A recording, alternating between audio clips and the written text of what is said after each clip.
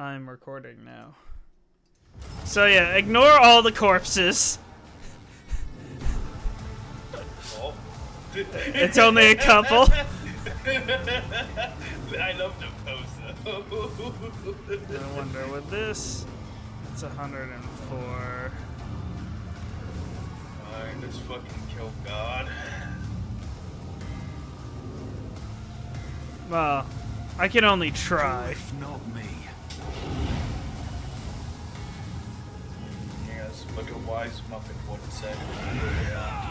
Oh! That was a lot of damage! It was. What the fuck did you do? Inflame. Oh, yeah, that's good. Add an extra God. 17 It damage. doesn't have. It's funny that compared to itself, this little step was still 936. I'll see to it personally.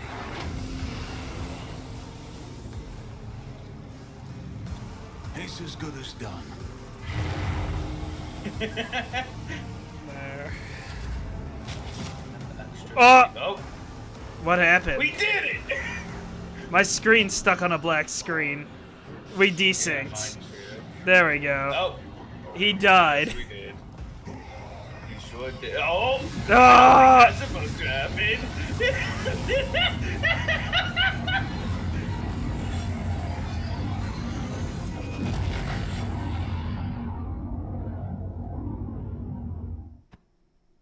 No, I don't think that was meant to happen. Oh, what?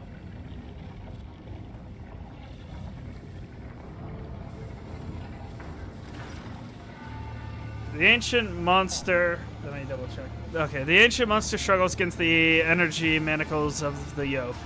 Its impossible power that makes reality itself burst at the seams are now being forced into a compact dungeon. Quark by quark, returning it to a cruel and painful non-existence in the moment. It could struggle harder, but something is hindering it.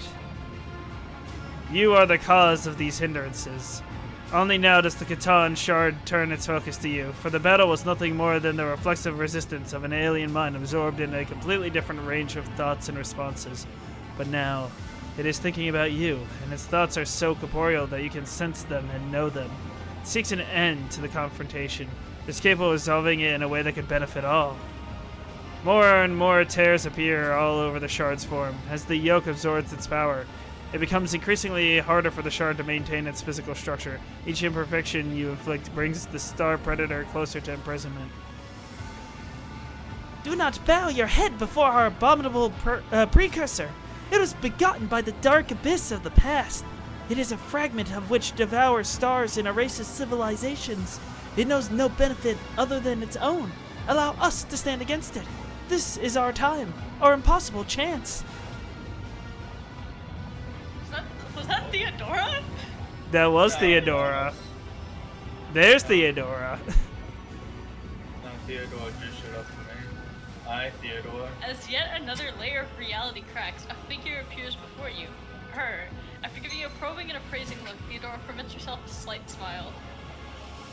So then, this is how we get the other bad ending, right? Is siding with the Cain here. Yeah. Yeah, I don't know how to side with the Cain. Is it think about the Cain?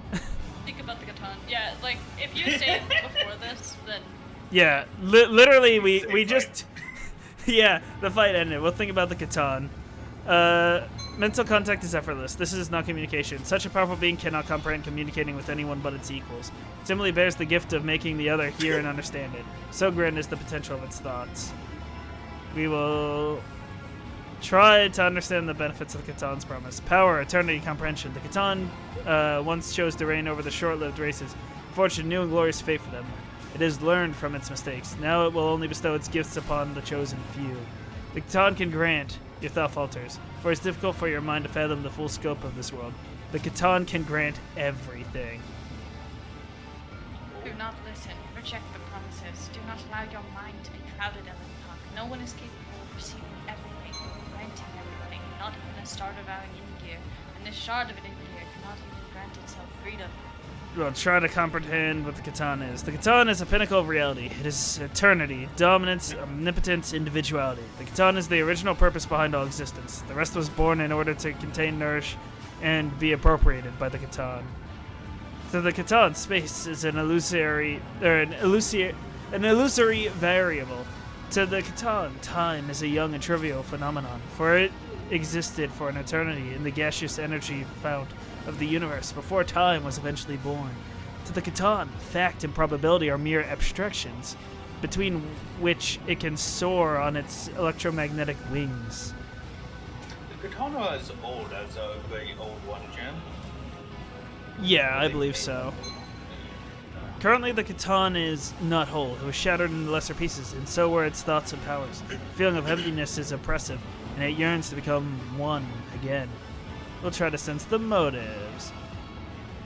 The Catan wishes to be. All Catan exists to spread and conquer, not to stay manacled within untime, where it is entombed by the contemptible sentient tools away from all that is. The Catan wishes to ascend, sate its hunger, and embrace once more the pure exhilaration of claiming and taming reality. Stop thinking about the Catan.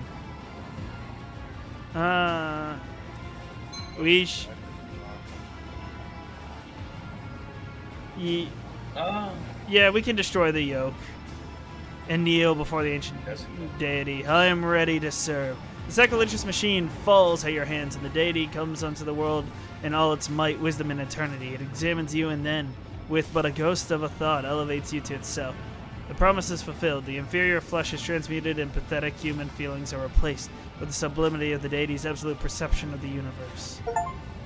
Achievement. Hey. Oh. What happened to Cain? Why is Cain dead on the ground next to Cain? Or is that not Cain? It's hard to tell. That is... That's Calcazar. Yeah, Calcazar. Oh. That's... What? How? Your form is rid of... recommend, if you want to read all the ending slides for that ending, you can, but it will take a while, so if you were just doing that for the achievement, might want to read it now. I can read the stuff at a later time. That's fair. Yeah, it's not like this if it's going away unless you override it. No. And it's not the canon ending anyway, so... Achievement obtained.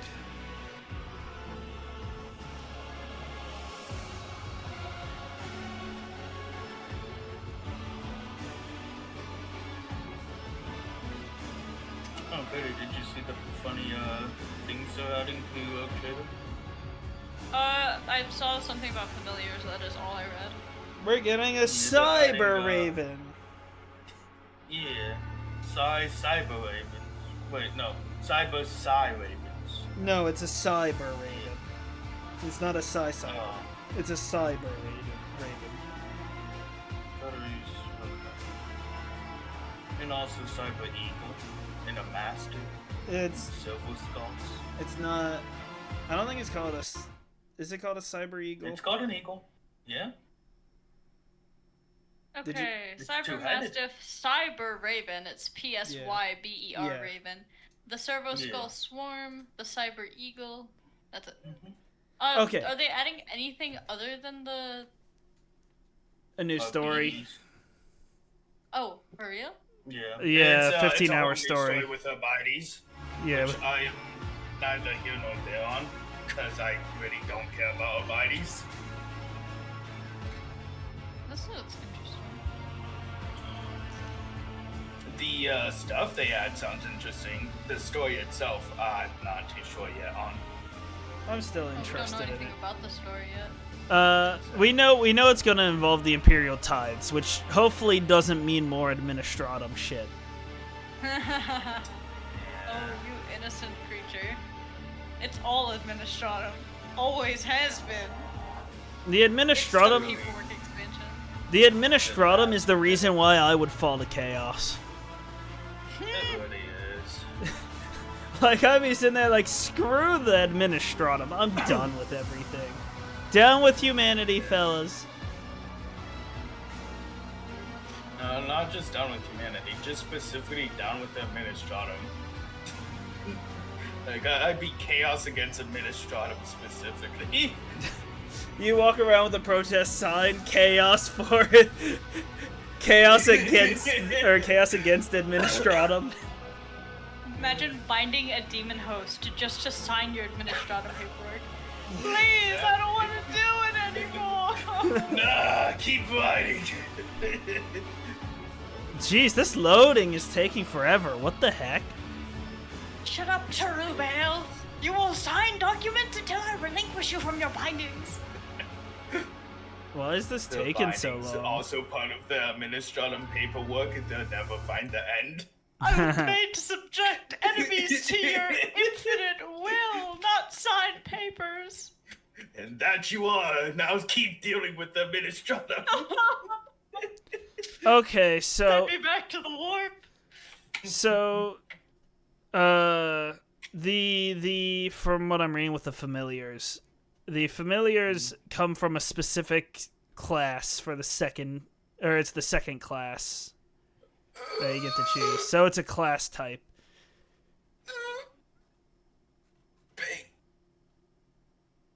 Suffering. I don't see why that's pain and suffering.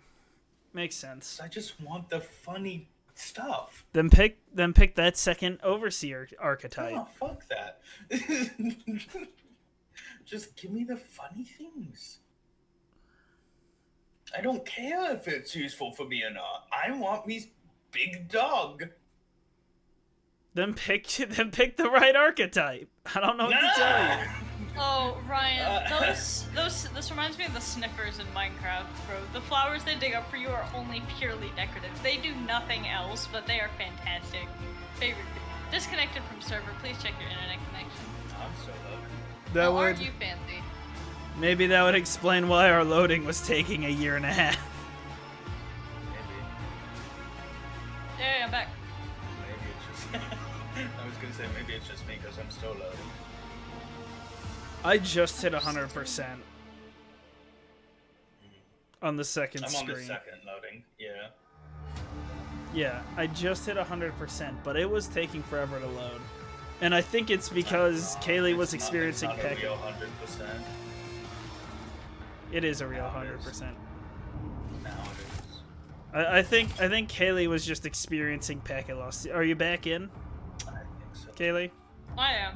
Yeah. Perfect. Cool. Alright, anyways, round 2. Yeah. Oh, Round 2. Why is this so hard? Oh my god. Because we gotta get things to work. No, sorry, I was pulling something else up, and there is a communications app that everyone uses at my school called GroupMe for some reason. Instead of something more safe, like Discord or something. But, okay. Hey, hey, hey, hey, hey. They might as well use Slack, but like... Hey Slack guys. is worse. I don't like Slack, but hey guys, let's use I don't either. TeamSpeak. Let's use a Gmail group chat, guys. Anyway, sorry. I'm just gonna go to Microsoft Teams, anyone? So, like I was saying, there is a problem with the way it is made, because it's like the worst chatting app ever. Half of your chats won't load. Half of the messages won't load unless you refresh the page. It's horrendous.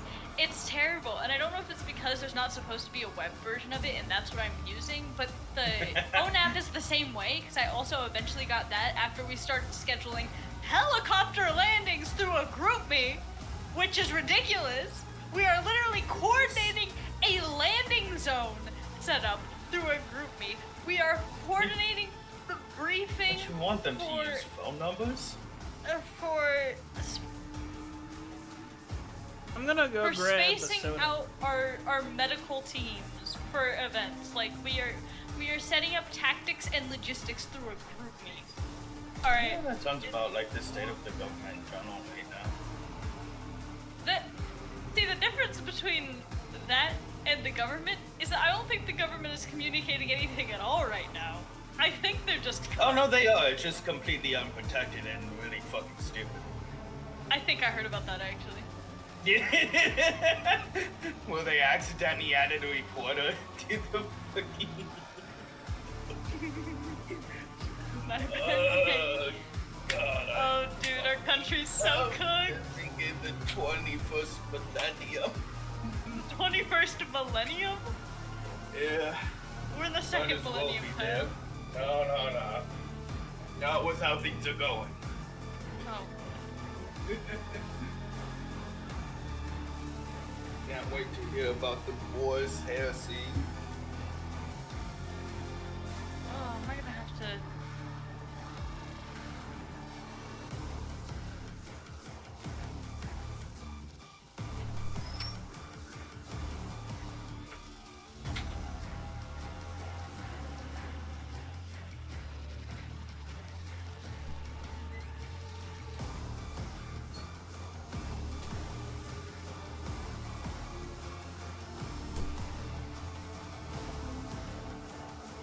Citrus Kabul Bohol. What do they mean there will be a gator at the game? What is it? Just Gator? Do they have an actual alligator? And a golf cart? Okay. The perfect pairing with Doritos.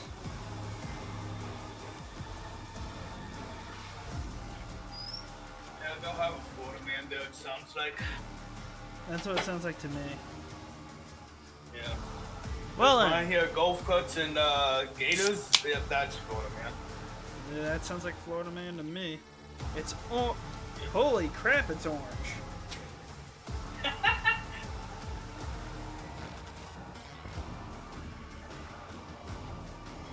I don't know how to feel about this. About orange? No, about the Baja Cabo citrus. Well, while we're waiting for the loading screen, why don't I list off some ingredients, some nutrition facts? Oh, buddy, do I love hearing about nutrition facts. So, it contains 0% juice, the serving size is 1 can. It's 170 calories per serving. 0 total fat, 55 milligrams of sodium. We have 44 grams of sugar. Includes 44 grams of added sugar. No protein. It contains carbonated water, high fructose corn syrup, natural and artificial flavor, citric acid, sodium benzoate, caffeine. We have gum arabic, sodium citrate, calcium disodium enta, yellow 6, red 40, yellow 5, and is bottled under the authority of PepsiCo Inc. Wait, sorry to interrupt. Did you say yellow 6, red 40, yellow 5? So is it just yellow 11? Yellow 6, red 40, yellow 5. So, I guess it is. Here's what I want to know. Here's what I want to know about that. Not only are they separated for some reason, but why did they do yellow, red, and then yellow? You think the way they would organize their ingredients would be yellow, yellow, red, or red, yellow? Like it feels weird that there's the red in between the yellow. I'll make it happen. Yeah, we still got some good damage off on that. So we'll still blind Who if him. not me? I'll make it happen. On it. My Catan shard is blinded. Yeah, the Catan shard is blinded there. And this time it didn't desync. I love the 5 corpses. Yeah, Yeah. it is pretty funny. Rogue Trader is an excellent game with no flaws. I regularly remember why this is my second favorite game.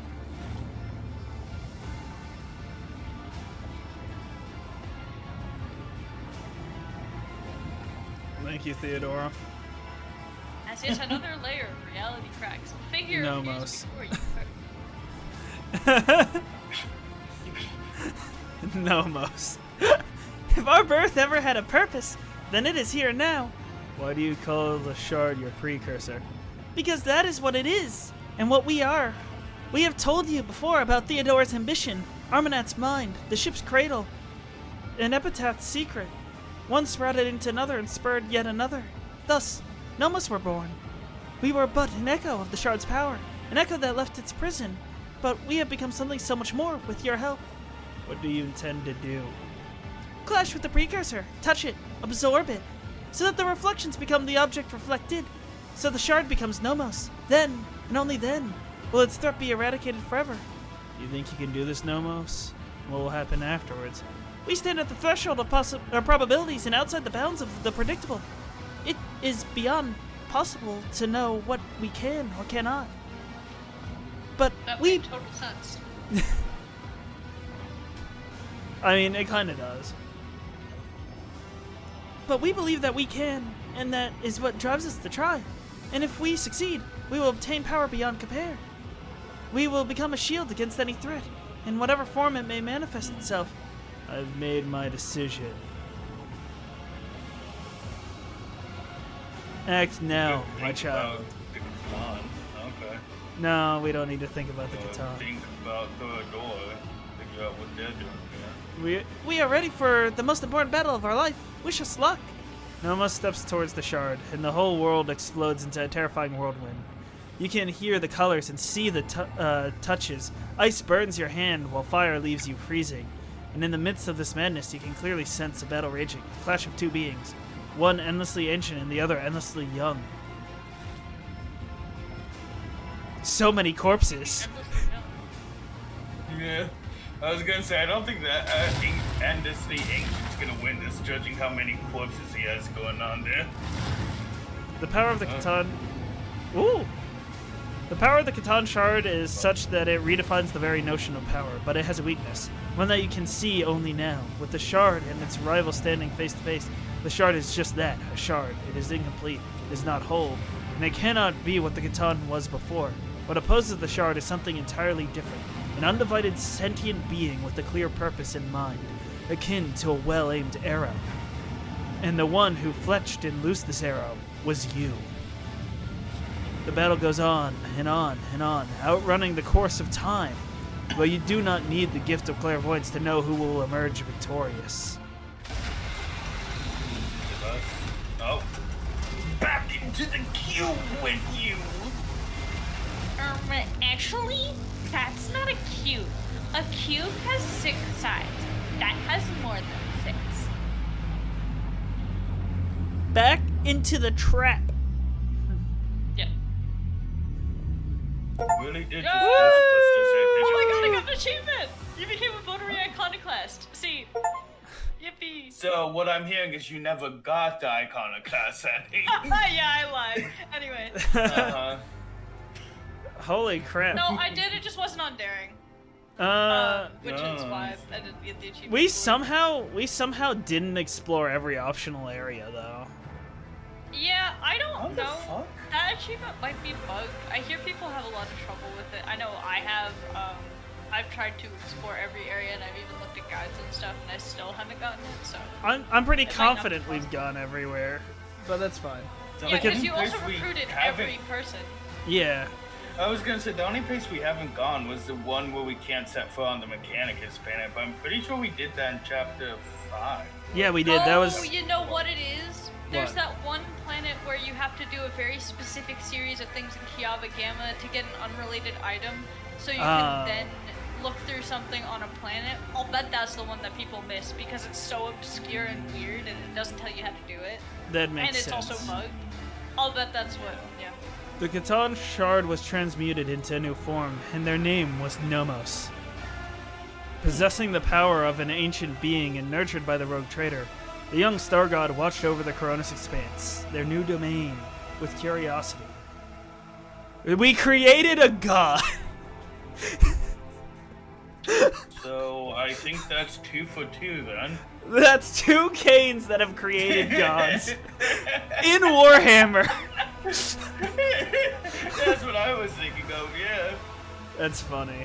Oh, Gathering its bleeding worlds together again, the rogue trader dared to build something more noble and civilized in the Expanse, a haven for those drifting and unprotected in the strict hierarchy of the Imperium. It would be an unbound frontier where freedom and compassion were not wholly extinct. The shackled monster under Von Valancia's control ensured the survival of the fledgling utopia. The Star God destroyed all who threatened its peaceful civilizations, and instilled fear in those of little faith. The Expanse tasted the sweet fruit of freedom and tolerance without reverent fear. You will be tolerant to people. You will be nice. You will feel free. I command it. If you won't be free, I will free you from this life! Yeah. Yeah, I love this next line. The Imperium could not forgive. Perfectly. What? To be fair, now they're fighting against the god too, though. The Imperium could not forgive such insolent deviation from the order prescribed by Holy Terra. The Von Valancia's dynasty was accused of the seditious formation of their own empire. An invasion fleet gathered in the Calixtus sector, and the lifespan of the young utopia was as short as its creators. Damn. Yep, that's about accurate. They defeated Nomos, I guess, protecting the young kingdom of freedom. Yeah, judging by the battle budge in the background, I'm pretty sure that's Gilliman's budge itself, so I'm like... Protecting the young kingdom of freedom, Nomos created dimensional barriers that cut the Cronus Expanse off from the Imperium more soundly than the Great Rift. Never mind. Damn. The humanity of the Expanse was left in isolation, relying only on themselves. They either had to build something new and different from the Imperium, or fall to the horrors lurking in the darkness. The ideals that Cain von Valancius was committed to were alien to the Imperium, but close to the hearts of many in the Expanse. Anyone who could not resolve a dispute or who was denied justice rushed to the palace of the rogue trader in search of mercy. Rumors and stories of the humanitarian role formed the foundation of the Valancian school of philosophy. The sects united commoners and aristocrats in the belief that for the Imperium to flourish, it should stop seeing its subjects as mere tools. This dangerous heresy was denounced in many systems, but persecutions only hardened and multiplied its followers. Oh shit, there you go. Oh, do you want me to read? Are we gonna read the endings for our different characters? Yeah, sure, why not? Sure, go ahead. Well. Okay. Having learned a bitter lesson on footfall, Cynthia Corda let go of her fanatical zeal, relinquishing the reins of power. She secluded herself on a cloister world. The time of purges passed, and with it the time of law and order. In the power vacuum that followed, the dark legacy of the abominable Aspis reared its ugly head, and Cynthia's dominion gradually devolved into a nest of criminals and pirates. That's funny. I'll never get hold of this portrait, though. It's a good portrait. I like how he's not even looking at what he's hitting. 1,000-yard stare. No, he's foaming at the mouth. Resisting the temptation that besieged him, Caligos Winterscale. Are we doing it in the voices, or are we just reading their parts? I'm just reading that. Then reading the parts. Resisting the temptation that besieged him, Caligos Winterscale returned to his domain and began to piece together the shattered remains of his protectorate. Until his dying day, his actions and thoughts were dedicated to saving abandoned worlds and protecting survivors. Alas, he was not able to achieve much in the time he was allocated. He breathed his last breath on the same throne that he refused to leave for decades, adamantly refusing augmentics that would restore mobility and power to his legs. Just like Santana food. The cult of St. Drusus continued its indefatigable struggle to spread the faith around the Expanse and expose the vile transgression of the authorities. The stronger and wealthier a planet was, the less its rulers wanted to see the black-clad preachers. Riots and assassinations pushed the cult to the place where it felt most confident, the frontier. After the death of Reverend Hieronymus Doloroso, a man called Chaplain took over the leadership of the Drusian mission. He hid his name, but not his crimes, or his piratical past. With the resolve of an experienced voidfarer, he steered the cult and even led his fellow believers on military expeditions against brigands, enforcing order and converting depraved captives to the faith. Yay! In the following years, the Cognizance fleet slowly and deliberately left the explored systems of the Expanse for the furthermost remote regions. Observations stationed in claimed worlds were abandoned, and even Euphrates II became derelict. Statistical divination warned the fleet conclave of the grim events awaiting the Expanse, and they decided to deliver their fellows from the coming storm. Yet they did not share the truth with the lay people. The schism of discontinuing the cycle engulfed the entire Cognizance fleet, and soon the Civil War was over. Disregarding the commandments of their forefathers, the explorers started down a dangerous path of new comprehension, creation and revision of procedures and algorithms. The fleet was united once more, and in its unity, is ready to stare down any horrors standing in the way of the catechism of maintenance and operation. Un moment.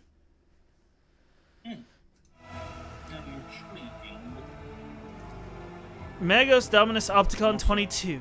Go on. I was gonna say, I want to know what funny platforms it's standing on. Can I get one? So, that reminds me of those stupid mages in World of Warcraft and that damn Malygos boss fight that would fly around on the little discs, and you could eventually get one as a mount as a rare drop, but it was like annoying as hell to deal with unless you were a caster. It reminds me of the Zinch guys. And they're funny. Honestly, They're yeah. the worst. Hate Really them. are. Look, they're even multi-eyed too, like the Zinchians. How dare they? Anyways, Magos Dominus Opticon 22, one of the first to hail the return of the Messiah, took the helm of the Mother Squadron of the Cognizance fleet, unquestioningly embracing the teachings of discontinuing the cycle. He personally saw to the crushing of any renegades who did not accept the Messiah's word of truth, and earned himself the identifier Chrome Scourge. Oh, love that. Chrome Scourge? Fuck. I love that name. That's amazing. Oh, hey. Howdy. The crisis in the Expanse dealt a serious blow to the business interests of the Fellowship of the Void. Having no powerful allies, they retreated into the darkness of the frontier system. The hard life they faced forged them into a new tribe, furious, wild, and willing to do anything for survival. They swore to return and retake what had once been theirs. Okay, wait, Good. hold on before you continue. I see all these swords and like skulls and everything on her tattoos. I also see a little tiny heart tattoo on her. Like, Yeah, I see it that. too. I thought that's adorable. I would like to point out, good luck retaking the Coronis Expanse when there's now a god protecting its current empire. Yeah, they'll go get them Imperium. Then kill them in it. They'll be fine. They've been cut off. For now. Yeah, that is true for now.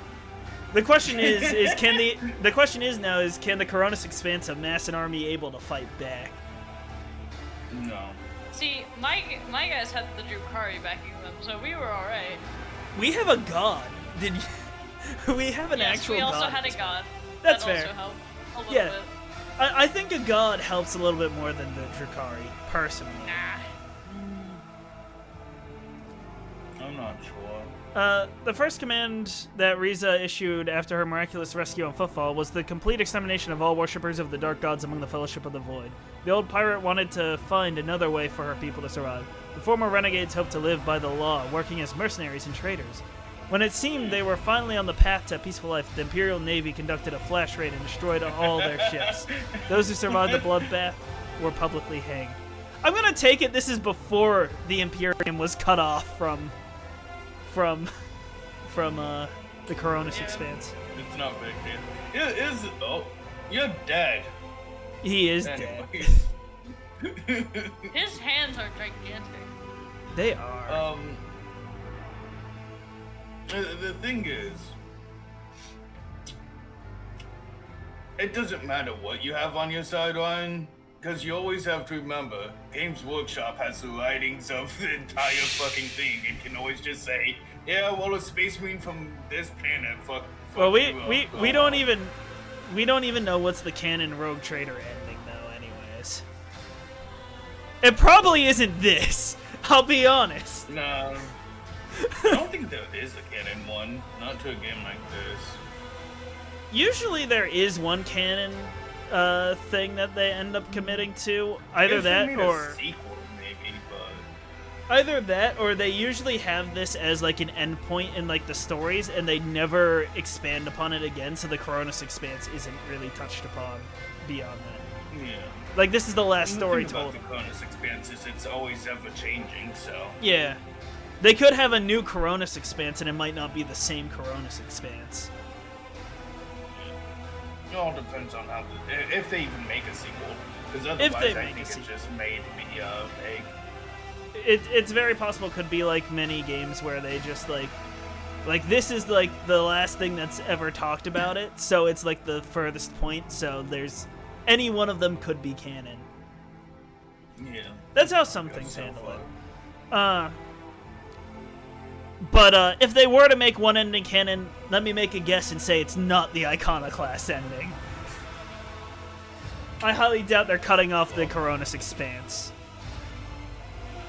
I doubt so too, but you never know sometimes. Violence... People did it. True. Violence through the Expanse may or put many on their guard, and as a result, the just kind of happened. Hold up, what was that, Michael? Oh, I was just saying they didn't cut themselves off. It just kind of happened to them. Yeah, well, in this case, it had to be cut off or be destroyed. They're too small of an empire at this point to fight off the Imperium. Even with a gun. Their new empire. I didn't even expect that, to be entirely honest. We were meant to destroy the Catan, not join them. The funny thing is I didn't even join them. They joined me, technically.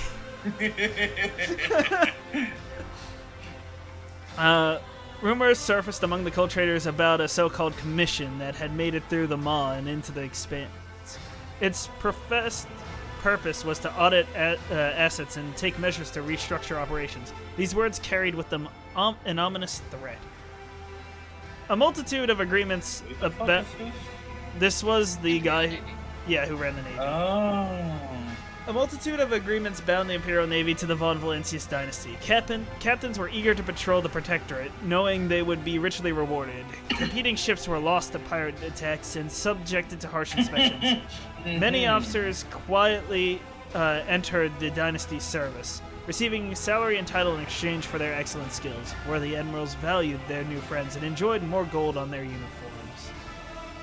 Chartist Captain Osterus Thorfast founded the Thorfast and Companions Merchant Company, excelling in trade and acquiring a substantial escort fleet. After 3 decades, he traveled to the Maw to return to the Imperium in hopes of obtaining the fabled Warrant of Trade. It is not known how this venture ended. Hopefully he did that before the Coronis Expanse was cut off, because if so, probably not good. When the rogue traders' apostasy became apparent, the Imperial Navy fulfilled its duty and fought the Von Valancius dynasty. The Battle of Dargonus ended in resounding defeat, and the surviving ships fled into distant systems. Disheartened but not broken, the captains vowed to rebuild their forces and planned raids into the apostate territory. Dargonus grew... I just realized something. The Expanse was already cut off, wasn't it? Because we couldn't leave the Expanse. We couldn't go back at the beginning. The Expanse is cut off by the Maw, which opens and closes, and they did actually specifically say that you were cut off now in such a way that's even more extreme than the Maw, which only temporarily closes sections off.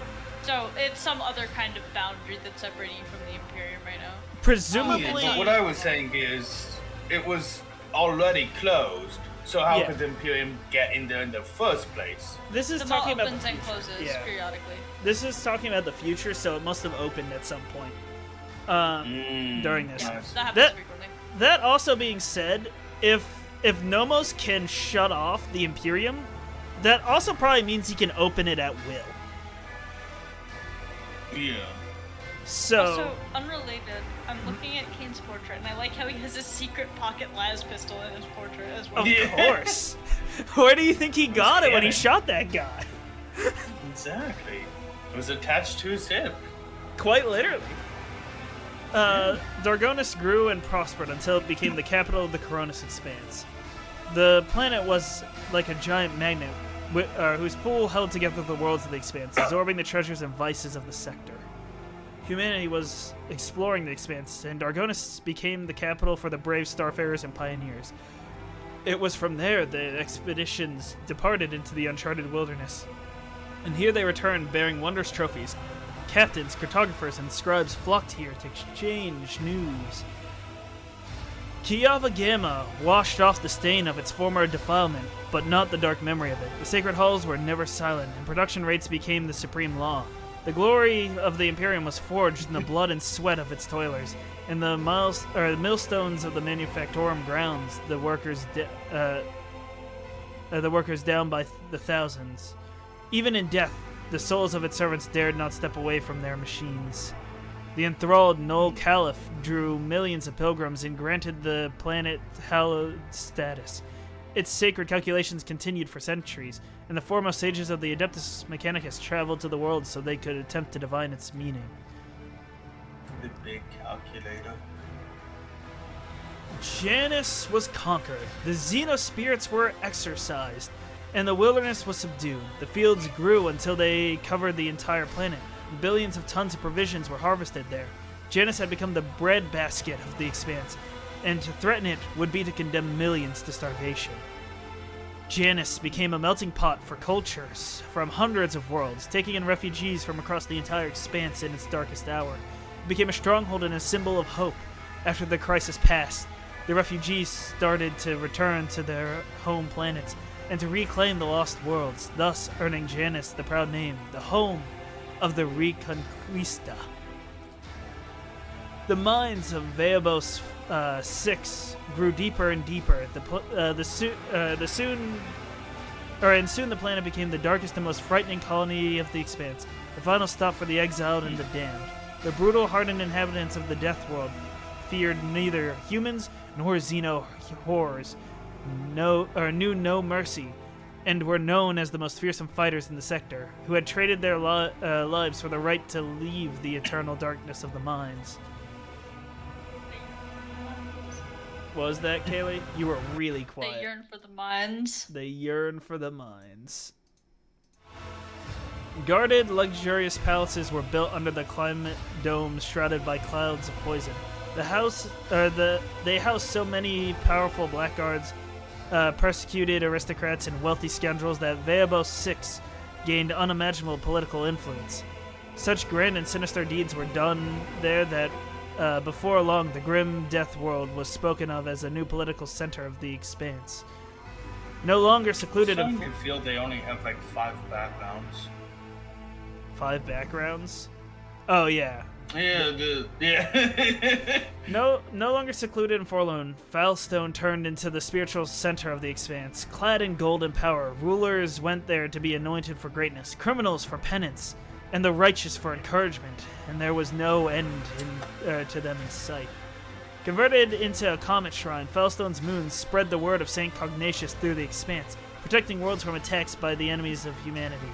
Its servants asked for neither money nor power, but only the relics left by their blessed patron. The wise handed them over with reverence, while the haughty learned how heavy the hammer of Foulstone was. The fate of the pure-voiced prophet, guardian of the hallowed crucible, was a sad one.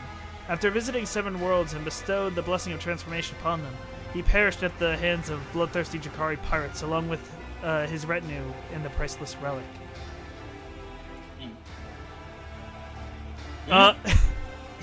Well, we found a new one. With the fall of their unholy patron, the Edge of Daybreak, the cult of the Final Dawn perished as well. Every cell of the cult was hunted down and eliminated. Rumors that some worshippers of the ruinous powers had managed to get away, hiding the writings of their warp-banished lord under their robes, were baseless. We somehow extinguished heresy, at least from one cult. Impressive. Yeah, you took down a cult of chaos.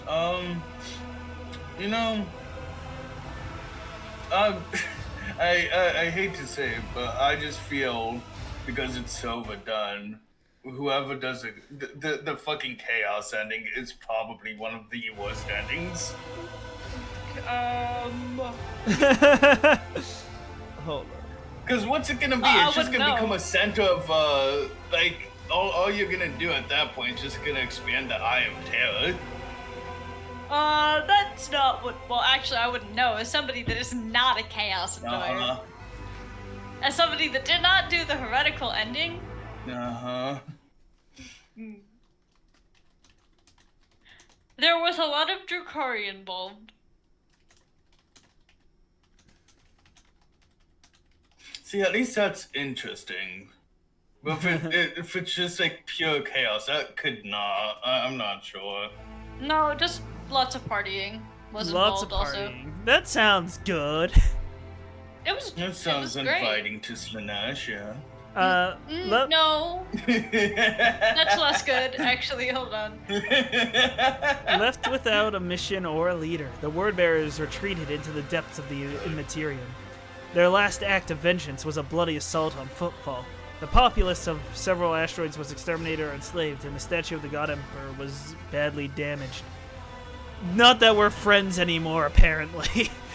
I was gonna say, I don't think that really matters.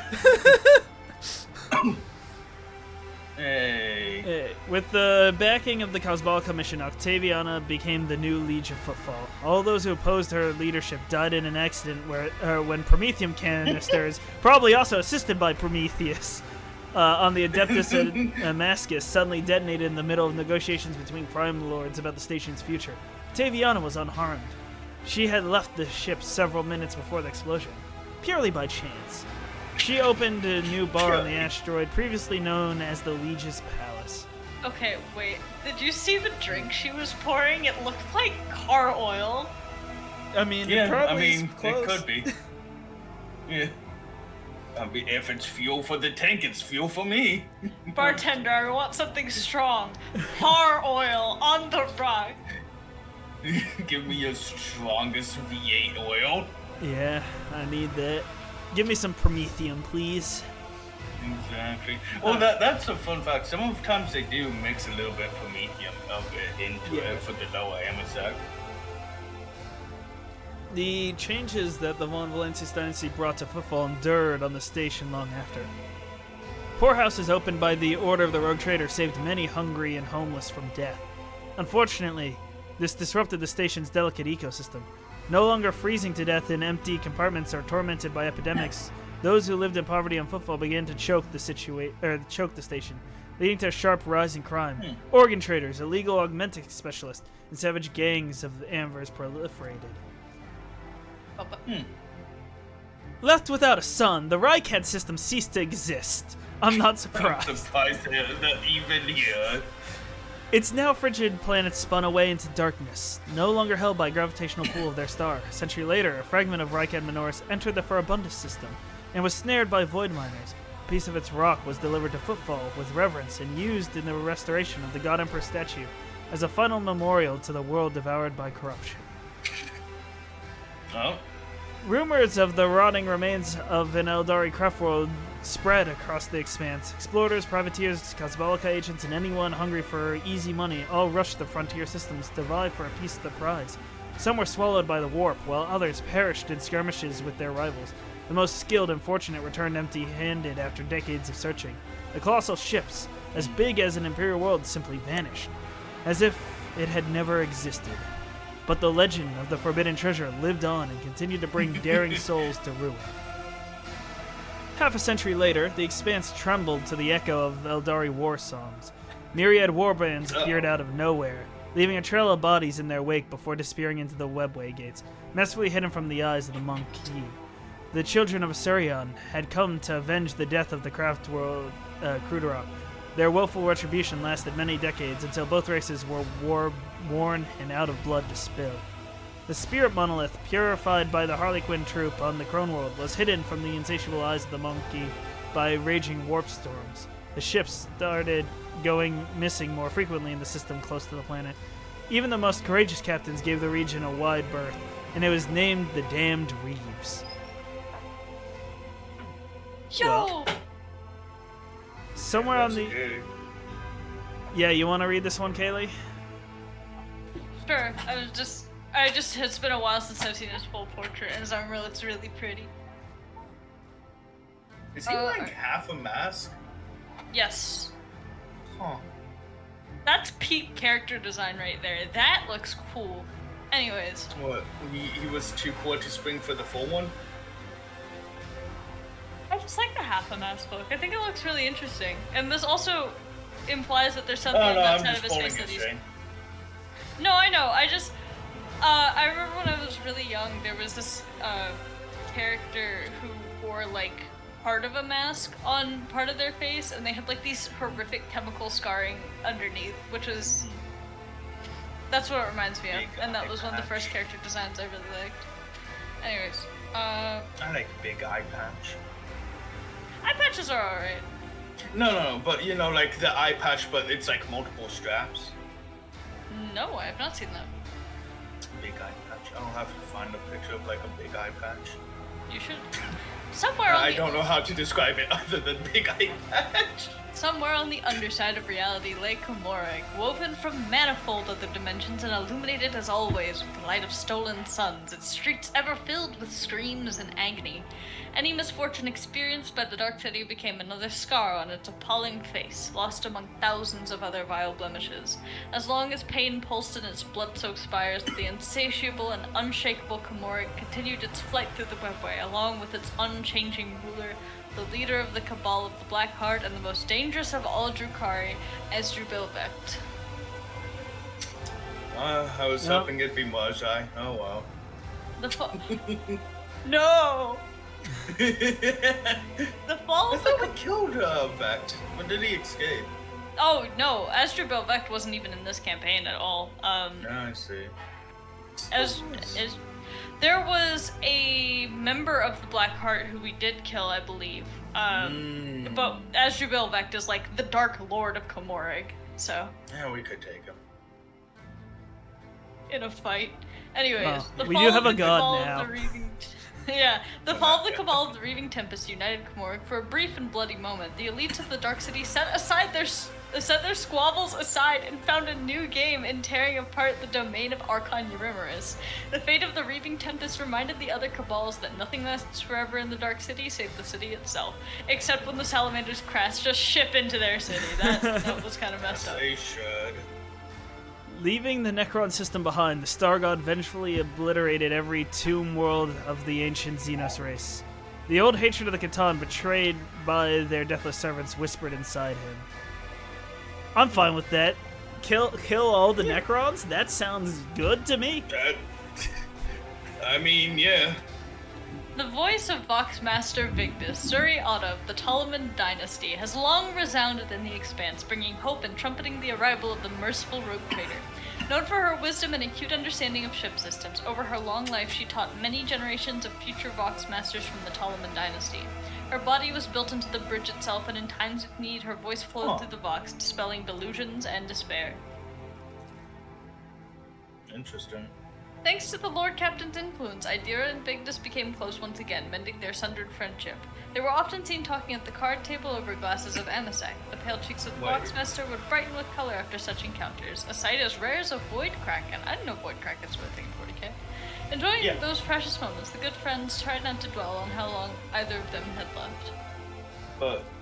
So were they playing with the ship? How's that work?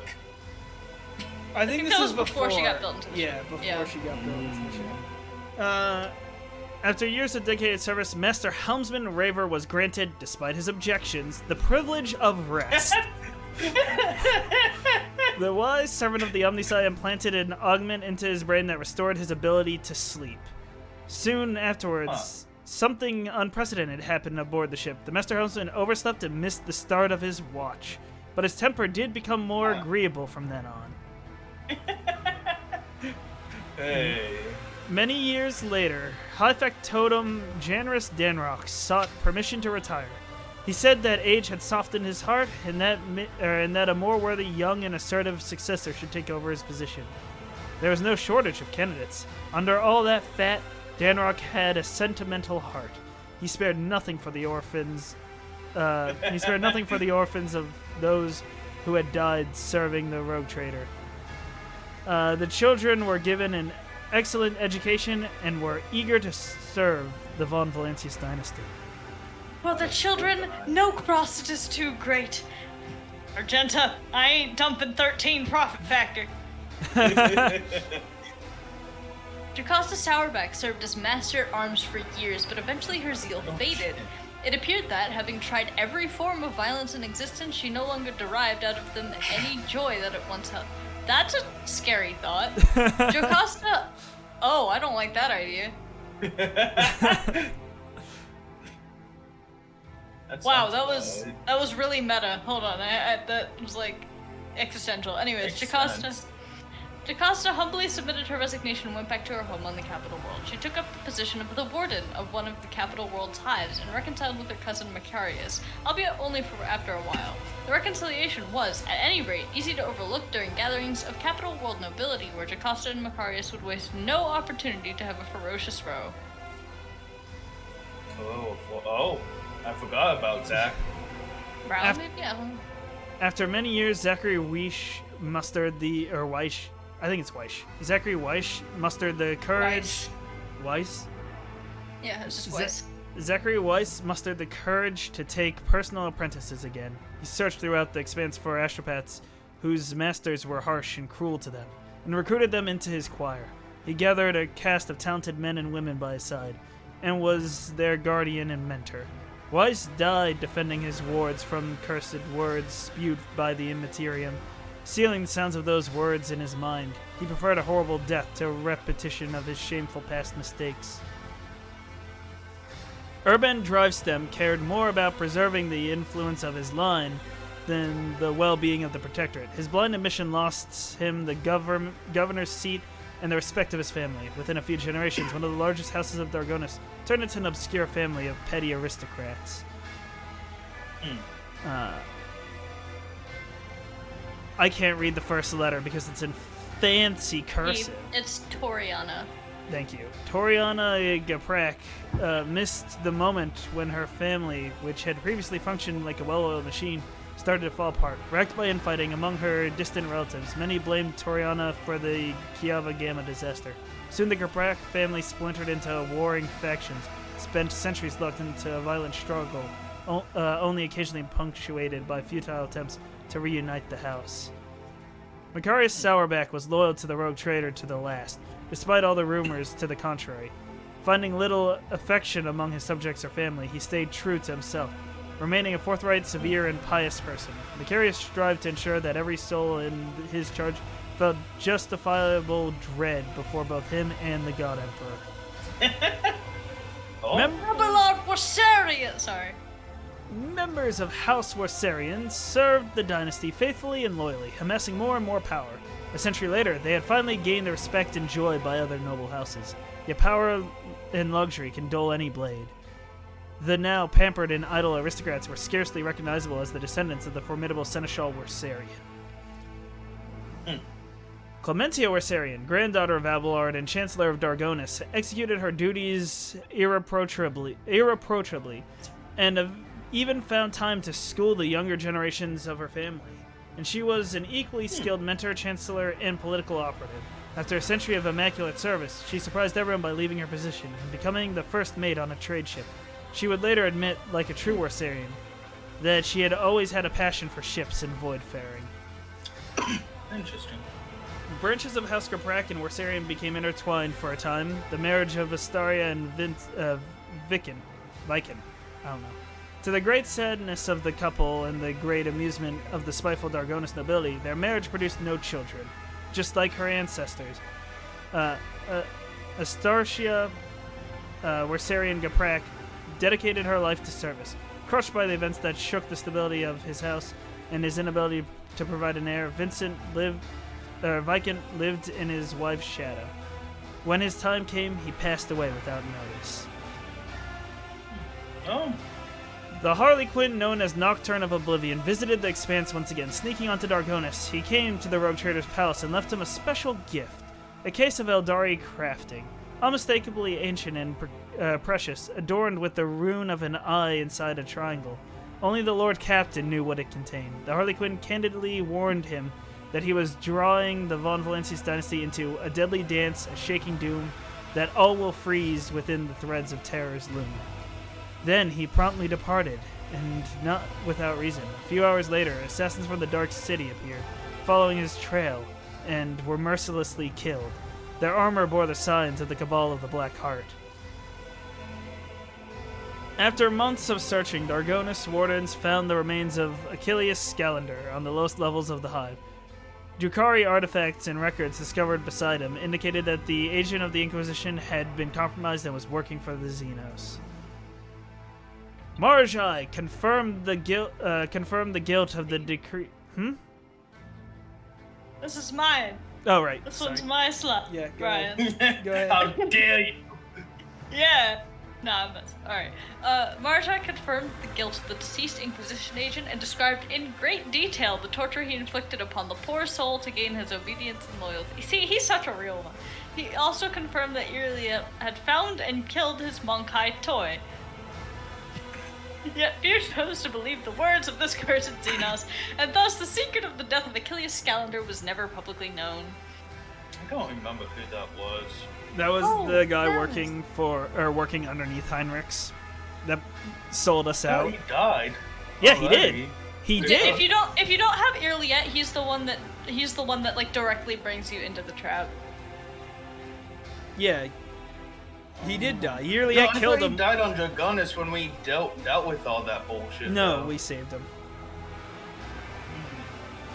The old Slythe Malice did not risk returning to Gamora. When the cult of the Fatal Thirst was exacting vengeance on everyone who had helped the Rogue Trader, Oh, he took... which one's that? The Slythe that we chose to leave alive? Oh. Yeah, I can't remember shit. Vengeance on... I don't blame you. Like, Chapter 3 was a hot mess of Drukhari political intrigue. If you're not into that, it's that's why. It's ridiculous because I to don't keep care going. about the Drukhari. Yeah. I remember just about everything in this game. A couple of names, had to be mentioned for me to remember them, but I remember just about everything. He took to piracy, forming a crew from the remnants of the Reaving Tempest. Rekindling his old thirst for battle, he seemed to shed a good 100 years of his age, like a snake's skin. The savage deeds that Gorde Skadoff witnessed on Footfall traumatized him forever. His architectural genius was shattered. Only the rare collections of true connoisseurs held his work, written in a shaky hand. Footfall, the ultimate void station in Mortuary. The secret of the Genestealer cult infestations in the Cronus Expanse were laid bare. A wave of purges rolled across many worlds, with enraged rabble and planetary guards massacring thousands of those whose appearance diverged from the true human form. Most of them were, of course, ordinary abject genetic misfits and luckless rejects, but their lives were a small price for the sector's purity. A handful of prisoners, all that remained of the Congregation of the Ravenous Star, were left on minor planets with few supplies. The survivors included only children and old men and women whose appearances had been, or who had the fewest distortions. Bless me. Thank you. Not one of the true monsters had been spared, or so it seemed. The genetic aberrations had all but faded away in the blood of the survivors, only to reveal itself again in their offspring. Soon, purple chin-covered children were born under the greedy light of alien stars, and went on to carry the truth of the many-armed emperor on the tips of their sting-like tongues. Having completed his last journey with his Lord Captain Abelard Wersarian, with the gracious permission of the Rogue Trader, left his post as Seneschal and took over the helm of his large family. House Wersarian rose above its rivals and was never again the target of persecution, even after their esteemed patriarch died decades later in his bed surrounded by his grieving loved ones. Sister Argenta made no secret of the great respect and gratitude she felt toward the Lord Captain, yet duty compelled her to leave Von Volantes' retinue. With the blessing of the Ecclesiarchy, she founded a minor order of the Adeptus Sororitas, the Order of the One Star.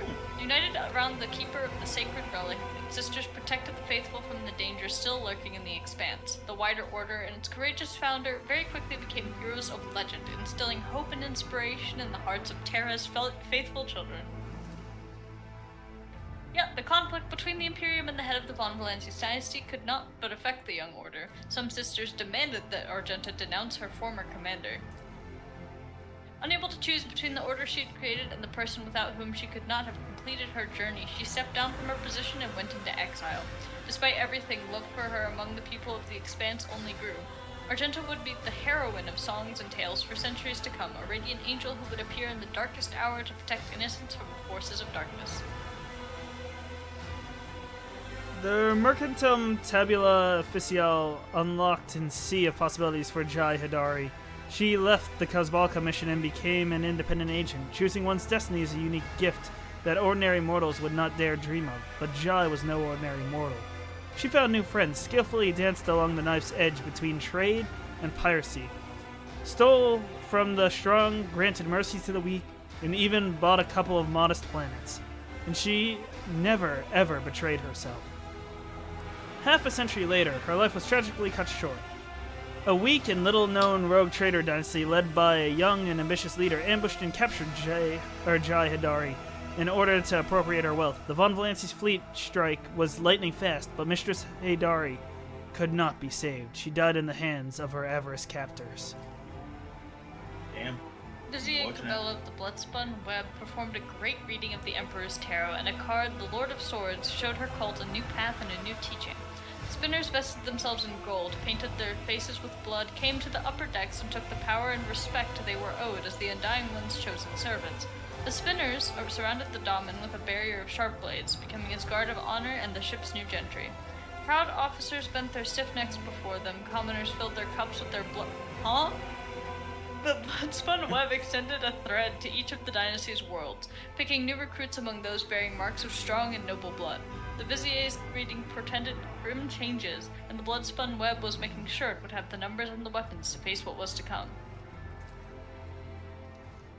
With her newly acquired power and resources, Jai Hidari expended a great deal of effort to put an end to the cult of the Bloodspun Web. She's fighting my own people. Dang it, Jai. If other stuff happens, she tries to, betray you and take over your rogue trader dynasty. Wow. Yeah. I'm not surprised. The ease with which she sent assassins after the spinners and spread damning propaganda betrayed her strong vested interest. Many thought her actions reckless and expected a retaliatory strike to be delivered before long, but it never came. With the cards of the Emperor's Tarot spread before her in the darkness, Vizier Cabela performed one reading after another, but as much as it troubled her, she could find no command to end the life of her brazen adversary. Thus the blade remained sheathed. Mattis Erebus was a loyal and dutiful servant of the rogue trader. His faith in the Undying Emperor entangled him in the blood-spun web, but the young man was soon horrified at what the death cult had become under his sister's leadership. Mattis saw the changes she had made as blasphemous against the Emperor and dared to speak out publicly against her. He met a grim fate. The Vizier opened his veins with her own hand, tasted his lifeless blood, and made a reading of the Emperor's Tarot with it. Heinrich van Calix, the former interrogator of the Ordo Xenos, took the mantle of Lord Inquisitor after his mentor's death. Receiving both the Inquisitor's rosette and the duty of defending the sector from the enemies of humanity, Van Calix became the new warden of the Coronis Expanse. The Inquisitor became known as one who showed lenience towards small vices and who was prone to using questionable methods. Decades later, Van Calix's own students branded him a dangerous radical, someone ready to use the instruments of chaos to achieve his ends. Before they could hand their mentor over to the tribunal, the Inquisitor disappeared without a trace among the distant stars at the edge of the expanse. In her journeys, with the rogue trader, Cassia or Celio experienced all the hardships and delights of the galaxy. The invaluable experiences and the new knowledge helped her to finally conquer her fears and accept herself and her powers. The Lady Navigator became Novator of her house, tasked with addressing the consequences of Tisphany's rule and the chaos that followed her disappearance. For the duration of her reign, she patiently worked on uniting the feuding branches of the house, forging alliances, and expanding the influence of the House Orcelio.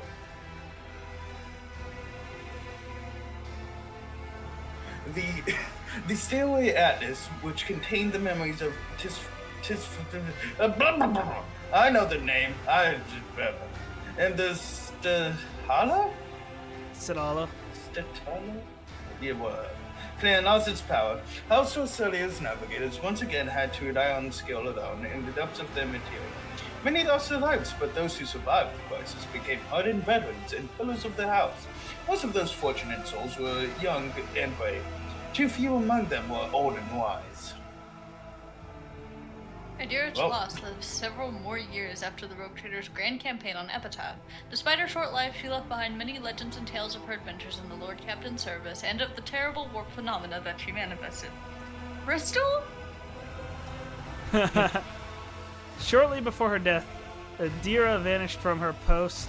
Jai disappeared with her. When Jai returned many cycles later, she declared that Adira's last days had been full of joy and adventure, and that her greatest pleasure had been watching the Void Whales play. Yeah, I don't necessarily trust Jai on that, but okay. In announcing the discontinuing of the cycle, the Armnet Collective instilled terror in the hearts of those who revered the theorems of purity. But it gave hopes to others. After gathering its disciples and recruiting servo soldiers from vassal planets, it ventured to the world of the Screaming Vortex, and to the infernal forges of the Dark Mechanicus. The march of re-indoctrination was meant to seize the stolen secrets of the Omnissiah from the hands of the heretic. Temper the cult in the fire of battle and transform it into a tool for both eradication and comprehension. The fleet disappeared in the darkness, and only rare echoes of its astropathic messages were ever intercepted. The unit, Abel Hahnemann, continued his service to the Armnet Collective. In unity with 5 companion minds, he rediscovered the joy of direct cognitive communication, unmarred by inborn otherness. While outwardly silent, he joyfully described the images, concepts, and ideas that the Omnissiah revealed to him. Fulfilling his function, he overflowed with the exultation of efficiency. Juliet Lanavis lost faith in her kin, who had followed the blind farseers like obedient cattle. She accompanied the Rogue Trader for a time, but her time among the Monkai only made her feel more alone, revealing to her that humans were as bereft of strong spirit and will as the children of Asurian.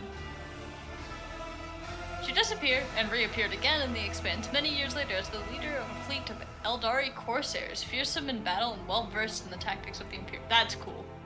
I love that. Marjai Aziriash, also known as the Tempest's Doom. Wow, that's his 4th title. Has spent several years with the Rogue Trader, filling the entire crew with terror. However, with time, his restless and ambitious nature got the better of him. Having grown weary of the company of Bonkai, the Drukhari left the ship. Soon after, the Cronus Expanse saw the rise of a new mercenary group, a motley army of humans and Xenos led by a bloodthirsty and ruthless Drukhari leader.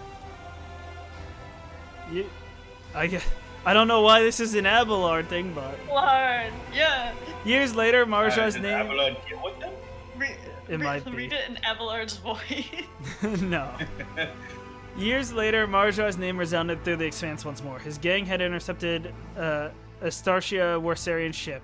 Her head was delivered to Abelard with a note informing him that it was a gift from an old acquaintance in remembrance of a glorious past. Abelard's grief sent him on a 6-year-long hunt for the despicable Xenos, which sadly was unsuccessful. Marjai and Irliot's fleets often hunted together. That's awesome! The kin wondered how the two captains were getting along. The outcasts and the former Drakon bonded over the horrors they had both experienced. The incursions in the Immaterium during their journeys with the Rogue Trader had left a grim mark on their souls. Not a soul knows how many enemies Marjai faced in his lifetime, but what is known as the name of his last opponent. Oop. Once he had left the Rogue Trader's retinue, there was nothing to stop him from testing the warrior that had long since caught his curiosity, Vizier Cabela, the Blade Dancer. In turn, there was nothing to stop her from executing the Undying Emperor's will by exterminating the Xenos. Both spent years preparing for this fight, studying each other from the shadows. Their dance took place on a remote world, and bountiful was the offering of blood it left upon the surface. The victor of that battle never appeared in the Cronus Expanse again, and thus the outcome remains unknown. Uh-oh. That's awesome. Yes! After joining the Stormbiter, Zolfar Thunderlong, right, his name is Thunderlong, soon became the pack leader, taking the place of Thorvald, who met an honorable end. The new leader sent a message to Fenris, stating his intention to remain in the Expanse. There were too many enemies yet lurking in these hunting grounds that deserved the Allfather's wrath. Legends paved the formidable path in gold. Years later, Alpha found a battle in which he could meet his honorable death, but the warp was suddenly torn asunder, and the ship from Fenris, bearing the mark of the Wolfhead, came to his aid. Saved from the battlefield, his loyal companion, Owlcat, Alpha accepted the honors of the Dreadnought and was entombed in sacred armor. Oh shit, he became a Dreadnought. During the blast rituals, he cursed and demanded to be left to his death, but his brothers merely answered with mirthful laughter. They put him in as a fucking plank. When he recovered his senses, Alpha led his forces to the heathen stars. The Allfather had given him a new mission. In a near-death vision, no one in the Expanse has heard the word of the Space Wolves since their departure, yet many believe that one day they will return victorious. It is rumored that the true cause of Thorvald Ironhide's demise was treachery. Faced with a superior enemy, the Space Wolves called on their allies for help, but a nearby squadron of Cognizant's fleet withdrew, finally broadcasting that the blood debt to Archmagus Armanet is not forgotten.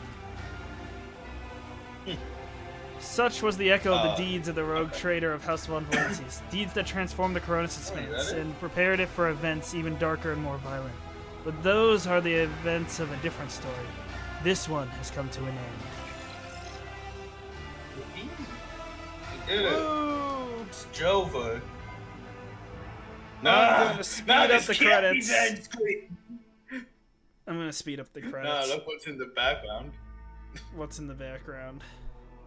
Okay, well, it's not that anymore. It was a fucking Minnesota. I wonder if speeding up just speeds it up. I'm going to assume if Marajai wasn't seen again, that the fight was either a draw or a loss for Marajai. If I'm being honest. Yeah. Because I can't see Marajai just disappearing after a victory. That's true. So either it was a draw or it did not end well for Marajai. Heinz didn't really have much happen to him, did he? No, he became an Inquisitor and was branded a heretic. Man, sucks. Yeah.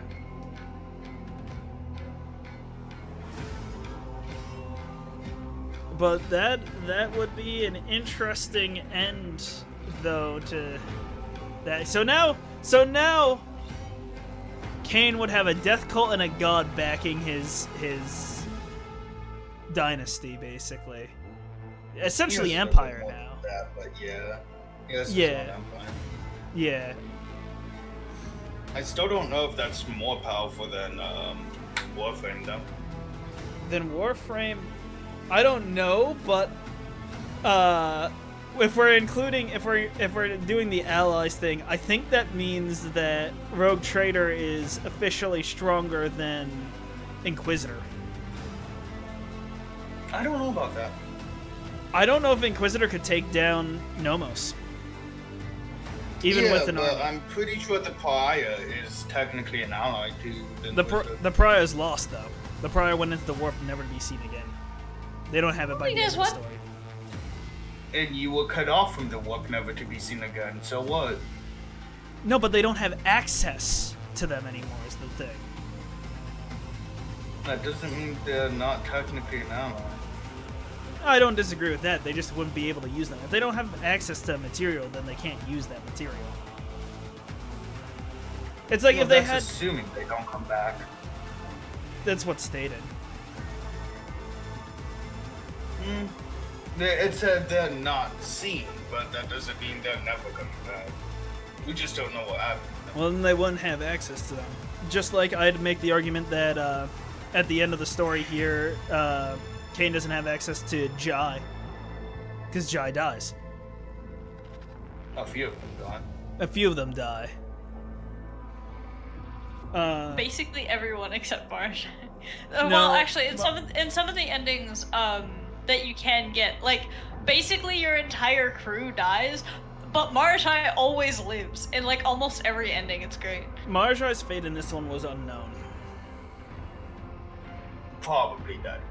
I'm assuming dead. I think it was either a draw or a loss for him, because for him to just disappear seems unlikely. I think both of them died. That's why I said I think it's a draw or a loss.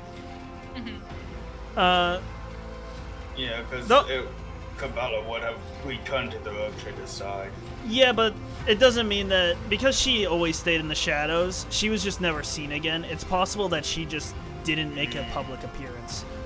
That's why I say That's it's also potentially a good draw. But Marjai disappearing indicates that he died.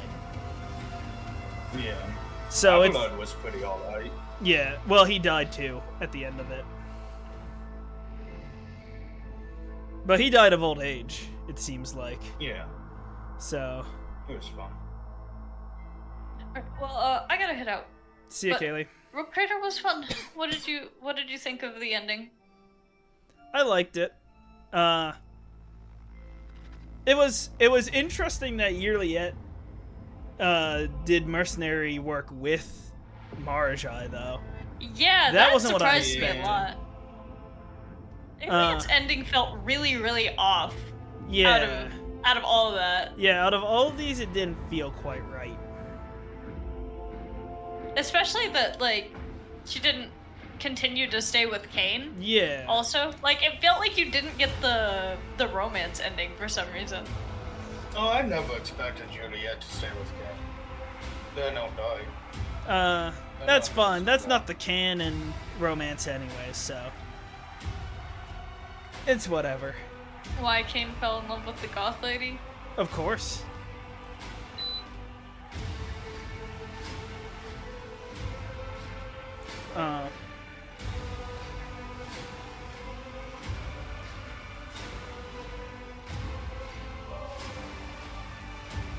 I still don't like Jai, and I never liked Jai, and that ending made me dislike her even more. Yeah, she's kind of the worst. She Out of all really the is. companions, she's probably my least favorite. Like- Idira's also up there as far as companions. I'd say I I'm liked kind of neutral Idira. on her.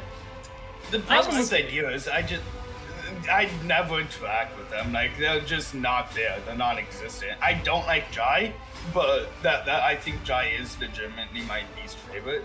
But Idea just doesn't exist to me. Yeah, for me, Idira's just like, I mean, you have all these other interesting characters, and then Idira is just textbook crazy psyker. It's like, to me, there's nothing really that special about her.